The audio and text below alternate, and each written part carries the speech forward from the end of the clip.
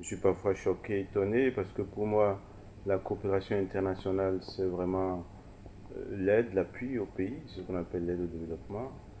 Et l'aide au développement devrait se faire en étroite collaboration avec les administrations des pays. Et quand on leur donne des documents dans les langues, dans une langue qu'ils ne peuvent pas lire, euh, je me demande où est l'efficacité. Quand vous donnez des documents en anglais aux fonctionnaires haïtiens, haïtiens par exemple, où est l'efficacité. Quand vous concevez des programmes en anglais à des Congolais, quelle est l'efficacité par rapport à cela? Donc il y a un problème d'efficacité aussi. C'est de ceux qui veulent essayer de promouvoir l'anglais comme langue unique, Ouais, langue de référence, ouais.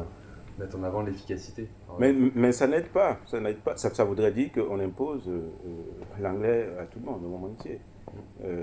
Bon, comme lingua franca, je ne pense pas que si on voit le cours, déjà, on a des problèmes comme les pays que je connais, c'est bien les pays africains, on a déjà des problèmes par rapport à la compréhension générale d'une langue ou d'une autre, disons notamment du français dans les pays francophones, où les taux d'alphabétisation progressent, mais quand même, on n'est pas encore au niveau souhaité.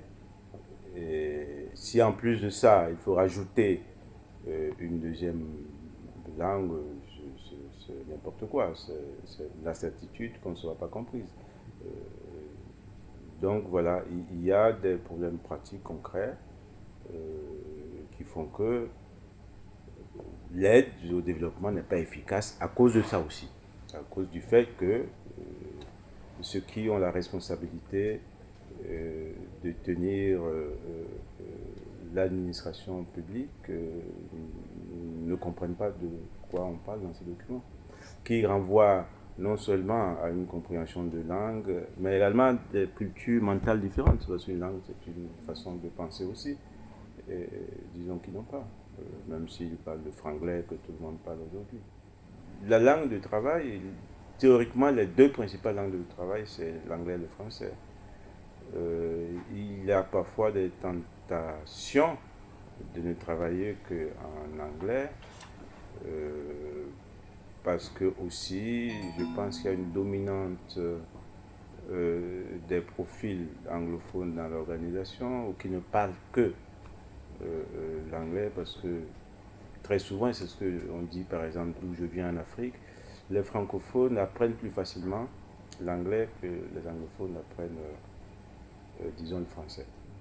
Oui, il y a cette vague de fond qui fait que on pense qu'on parle l'anglais par le bizarre, qu'il n'y a même pas d'anglais selon les puristes. Mais néanmoins, j'insisterai sur ce fait. En travaillant avec des pays particuliers, on doit leur donner des documents qu'ils comprennent dans la langue qui est leur langue de travail. Autant j'insiste que quand on a des réunions, on vient de faire une réunion sur la Libye, on dit on ne peut pas faire une réunion sur la Libye si on n'a pas de traduction en arabe.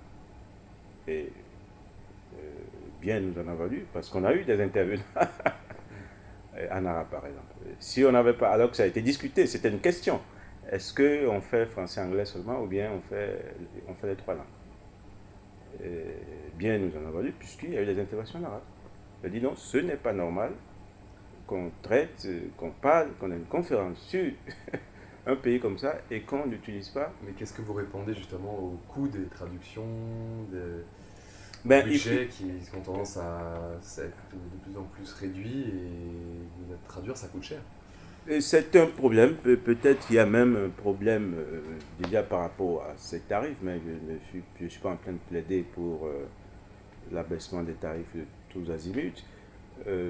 Mais il faut assumer un certain type de responsabilité euh, quand on prétend aider et apporter un soutien. Il faut véritablement l'apporter. Si on ne peut pas l'apporter dans les conditions requises, c'est pas la peine.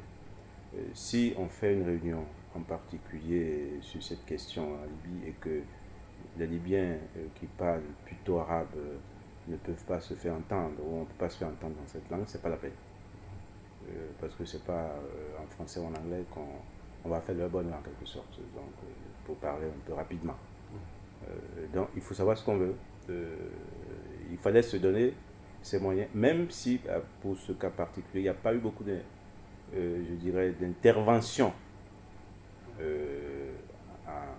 disons en arabe. Néanmoins, c'était important que cela se passe aussi dans cette langue.